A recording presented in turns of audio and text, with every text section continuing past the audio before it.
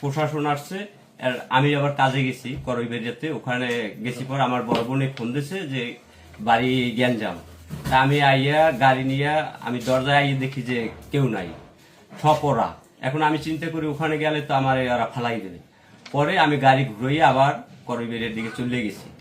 এরপরে প্রশাসন গেছে, যাওয়ার পরে বিকেল বেলায় আমার বউ মানে ঘাস খাওয়াইতে নিয়েছে দুইটা গরু, আমার গরু দুইটা মাহবুব আর রিয়াজ পোতে থেকে নিয়ে গেছে জোরপূর্বক ভাবে। আমার লেদা বাচ্চা ছিল কোলে, ছুরি দেখাইয়া কপালে ঠেকাইয়া যে গরু দে, নাইলে তোর এইখানেই জবাই দিব দুজনারে। পরে আমার বউ ভয়ে গরু দুইটা দিয়ে দিয়েছে। পরে আমি কয়দিন পরে আমি করে হাজিরা দিতে গেছি, আমি অ্যারেস্ট হয়েছি।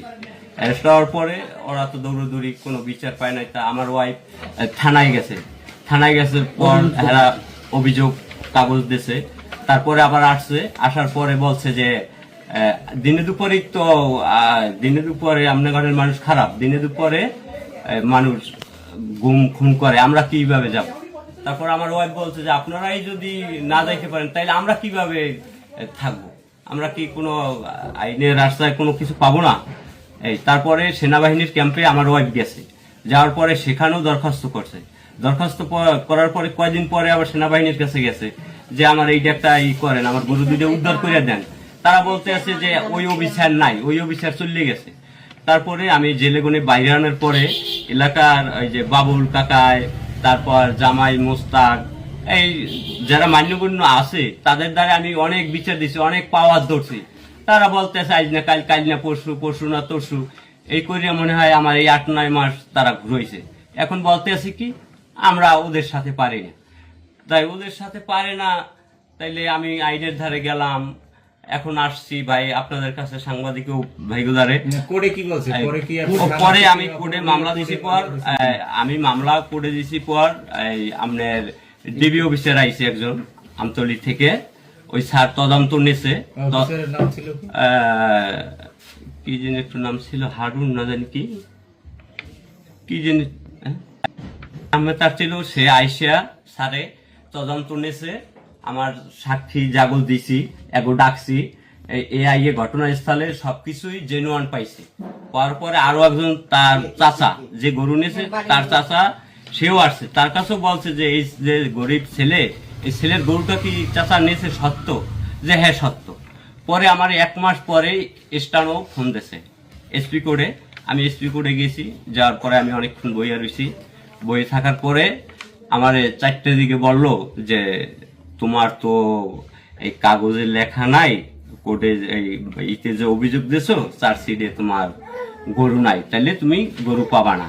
এখন আমি তো মূর্খ মানুষ, যে যেটা বুঝায় আমি তো সেইটাই বুঝি।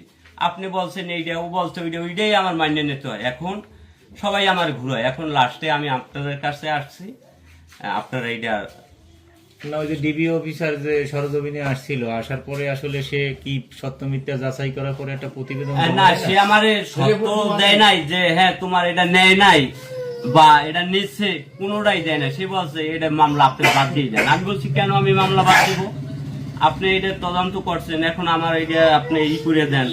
সে বলে যে না এটা তো গ্রহণযোগ্য হইবে না। কেন গ্রহণযোগ্য হইবে না, আপনি ব্যাক ডেট দিয়ে আবার মামলা দিচ্ছেন। মানে আমার ভাইয়ের যে মামলা ওইটার সাথে আমি গাড়িতে দিয়েছিলাম যে আমার গরুটা তো চলে যাবে, তাই আমি ওখানে গাড়ি দেওয়ার পরে সে ব্যাক ডেট ওই উকিলের ধারে গেছি আমি মামলা দিতে, এই ব্যাক ডেট দিয়েছে না কি দিয়েছে এটা তো আর আমি জানি না।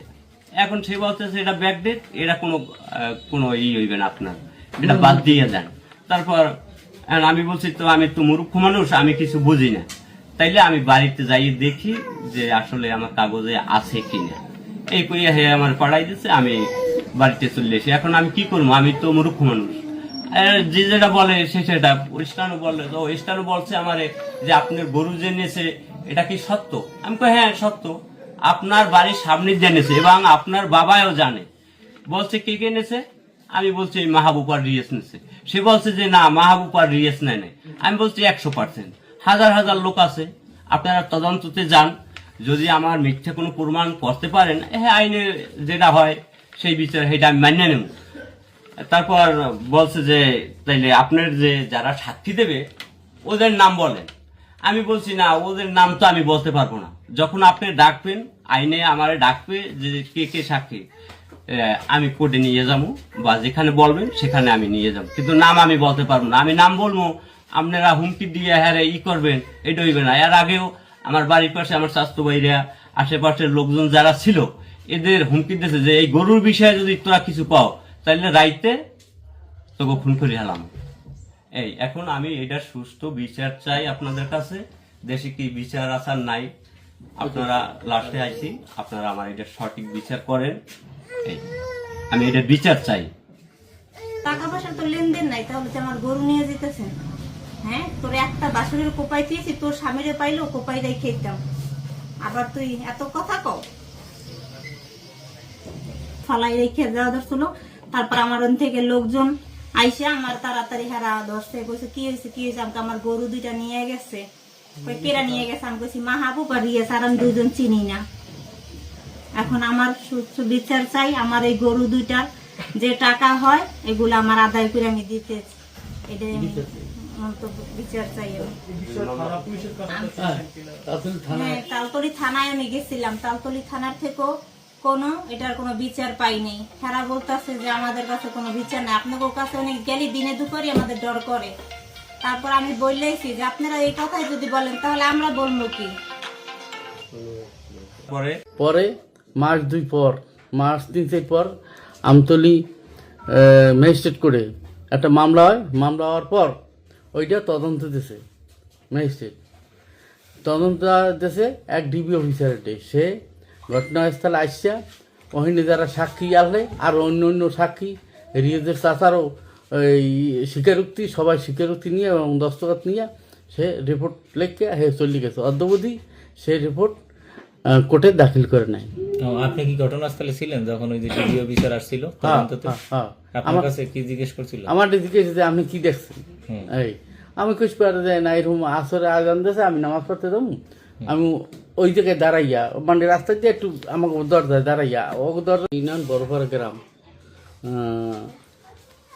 ঘটনার দিন এটা জাকির আর এই কবির এক জমি জমা লইয়া আগে একটু মন কষাকষি আছে, এই লইয়া আগের দিনই কথা কাটাকাটি গেছে ঘটনাস্থলে।